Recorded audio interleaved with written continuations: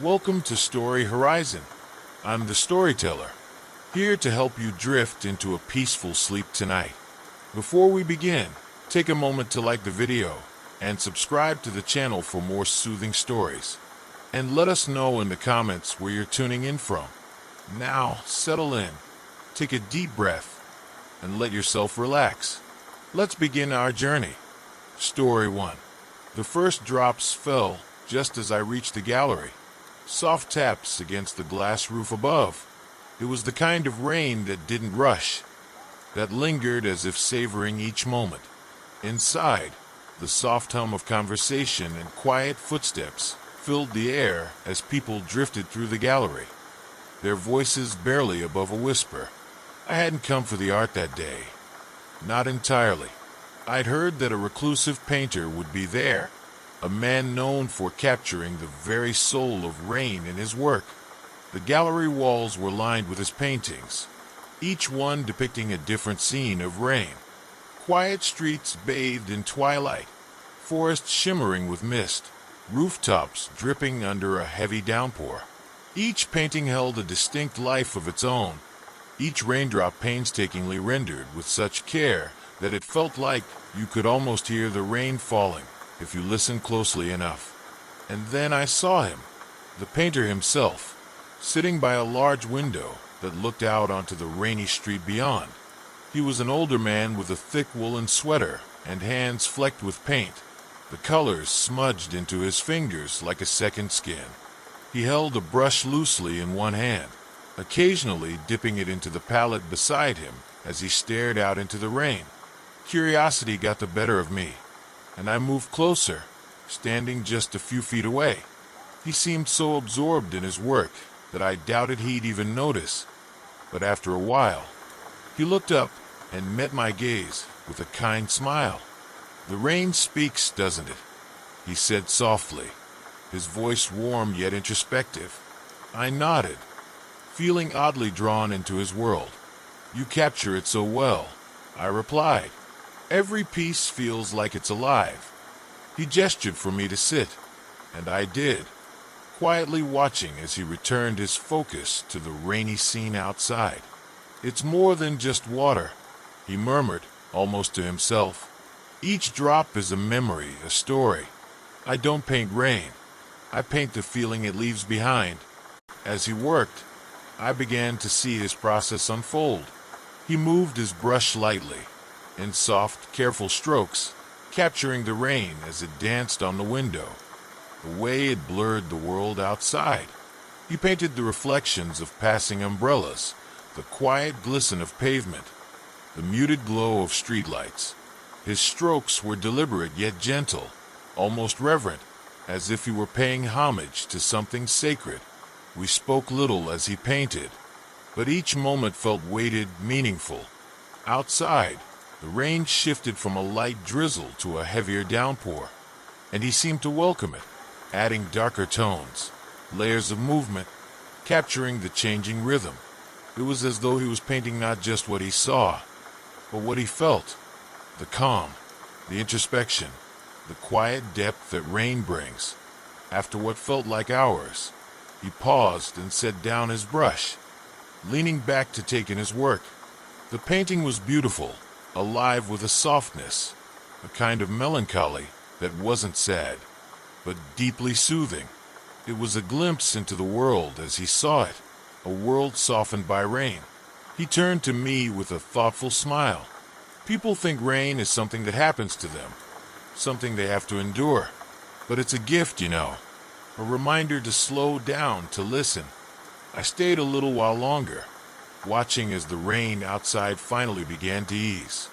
The gallery grew quieter as visitors left, leaving only a handful of us in the dim light. I thanked him and rose to leave, but as I walked away, he called after me.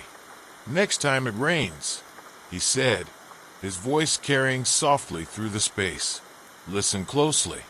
You might hear something unexpected." Stepping out of the gallery, I lifted my face to the lingering drizzle, feeling each drop cool against my skin. For the first time, I paused, not rushing, not worrying, just listening.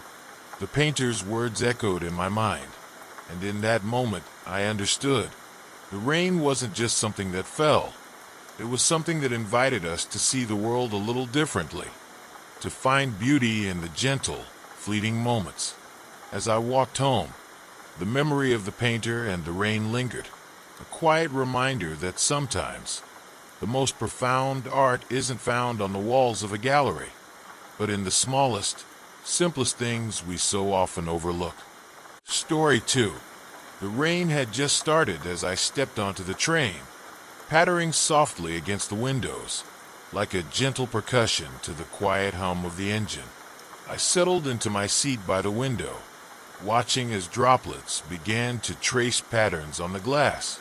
There was something almost hypnotic about it, the way the rain blurred the outside world, turning the passing scenery into smudges of green and gray. The train lurched forward, a steady rhythm picking up as we moved through the countryside.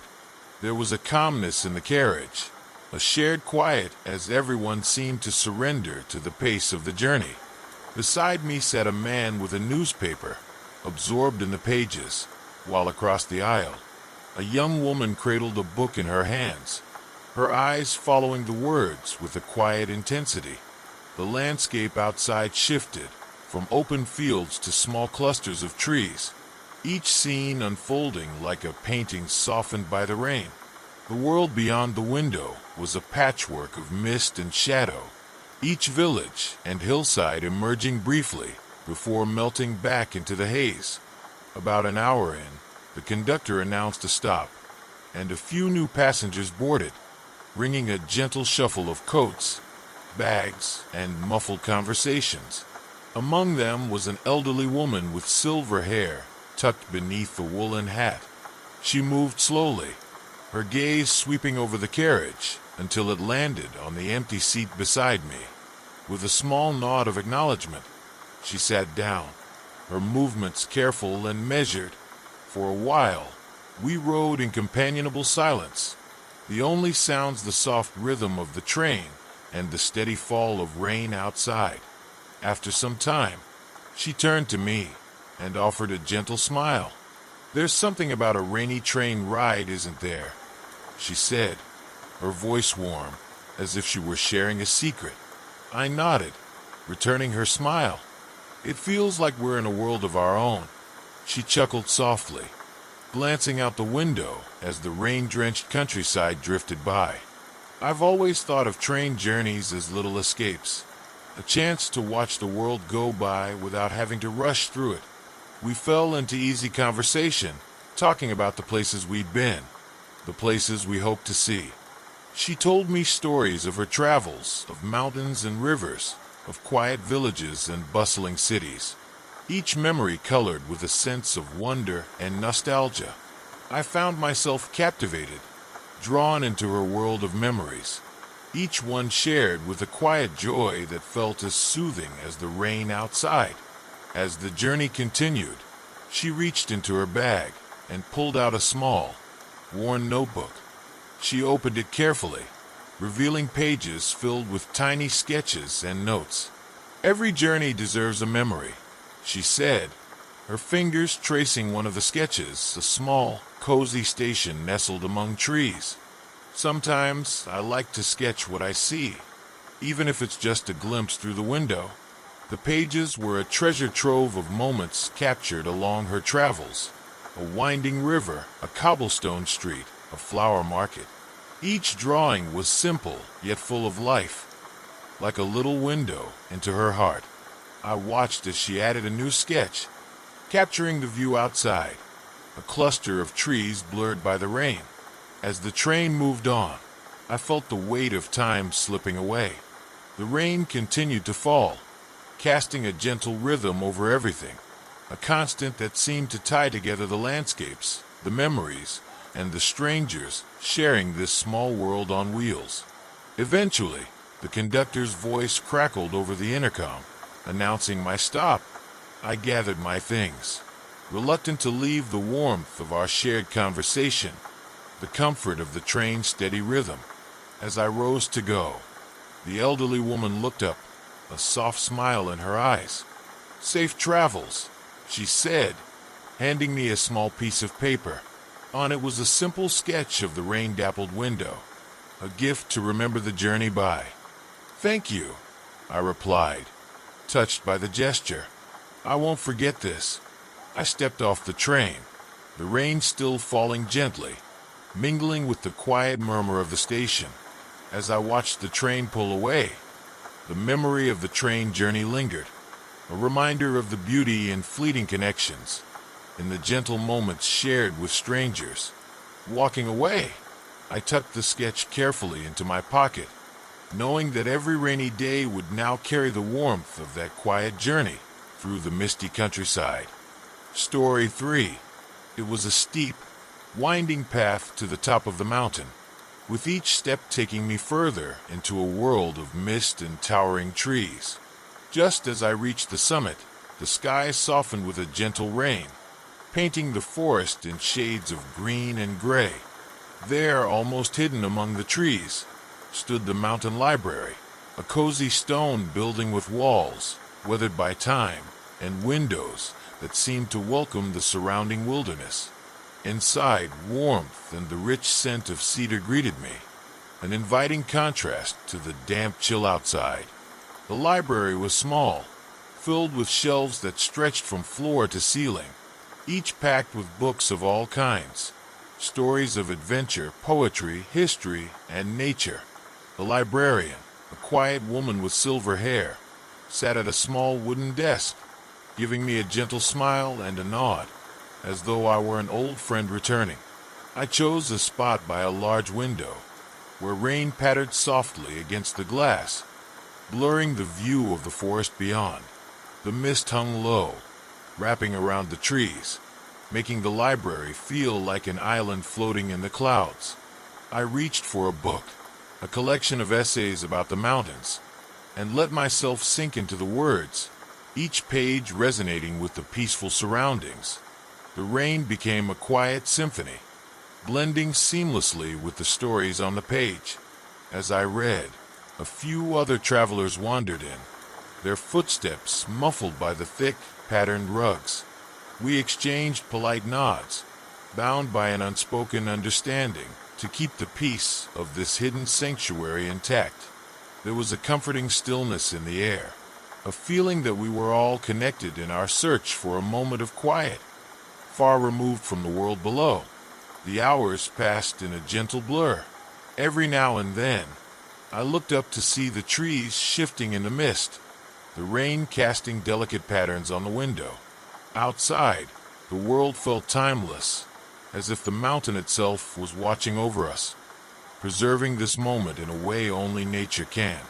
As the afternoon faded into evening, the rain softened to a light drizzle. Reluctantly, I closed my book, taking one last look around the library.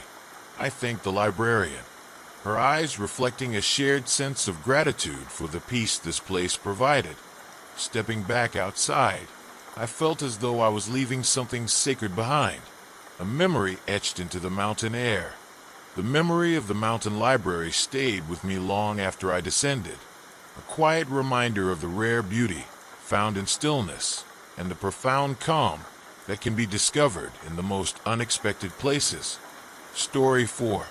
From the moment I arrived at the cabin, the rain had been a constant companion, a gentle, steady sound that turned the lake into a mirror of ripples and soft waves.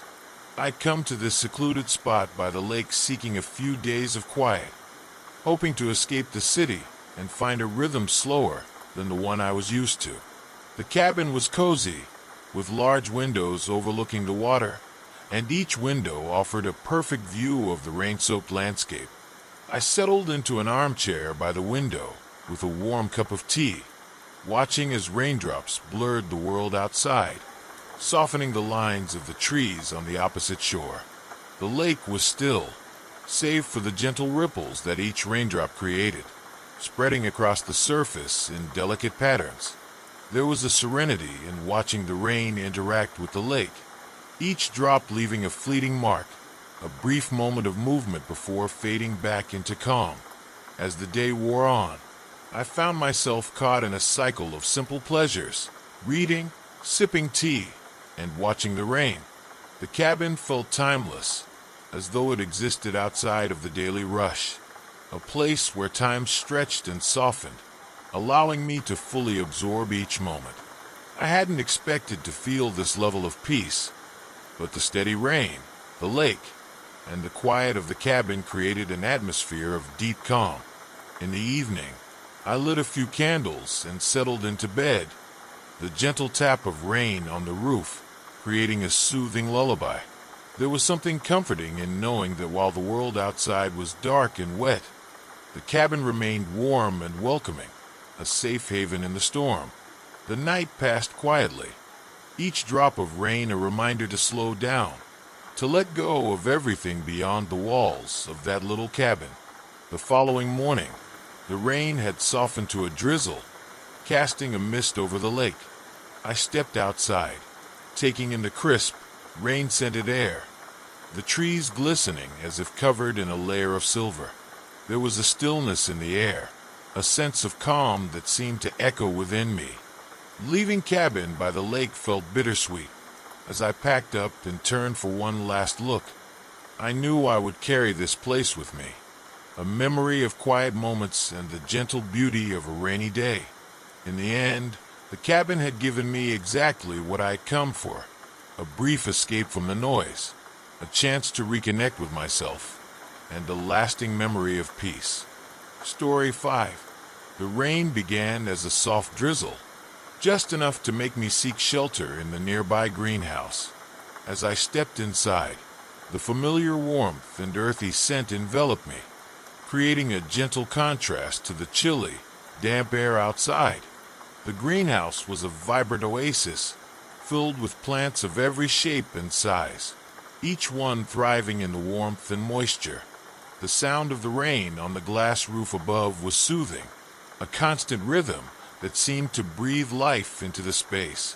I wandered slowly among the rows of ferns and succulents, their leaves glistening in the filtered light. Flowers in shades of pink, yellow, and deep green dotted the greenhouse, adding splashes of color against the backdrop of gray skies outside. Finding a small bench near a patch of blooming lavender, I sat down and let myself relax, breathing in the subtle fragrance that filled the air. The plants seemed to sway ever so slightly, as if responding to the sound of the rain. The greenhouse felt like a sanctuary, a place where nature and quiet came together, offering a peaceful retreat from the outside world. As I sat there, the rain grew heavier, the drops creating a gentle symphony above me.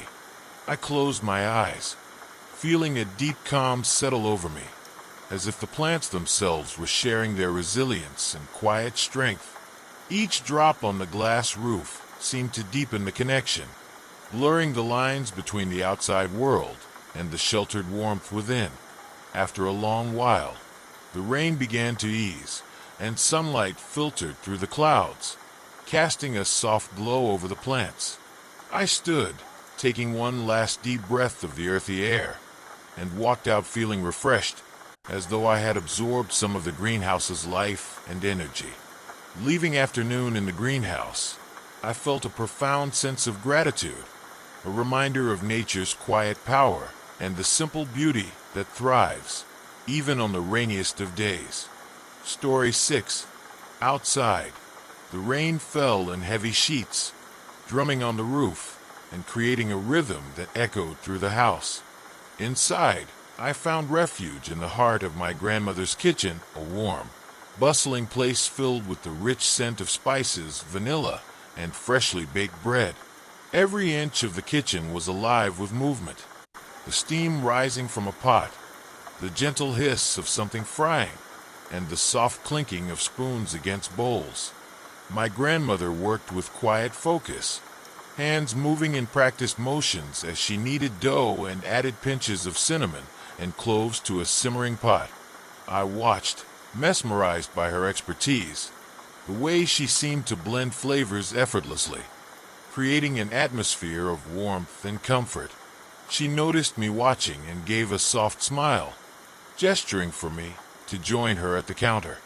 She handed me a small bowl and a wooden spoon, instructing me to stir while she shared stories of recipes passed down from her mother and grandmother. Each story was filled with love, as rich as the scents filling the air, connecting us to a line of family cooks who had stood in that very spot, sharing in the ritual of creating food. The rain continued outside, but in that kitchen, time felt slow and purposeful, each moment savoring the joy of creation. As the bread baked, filling the kitchen with its warm aroma, she set out a small platter of cookies, and we sat by the window, watching the rain blur the garden outside. The cookies were soft, with a hint of orange zest and cardamom, flavors that felt like a warm hug. With every bite, I felt the comfort of that rainy day, wrapped in the aroma of the kitchen and the love in her recipes. The memory of the aromatic kitchen stayed with me long after, a reminder of the simple joys found in good food, family stories, and the quiet rhythm of a rainy day.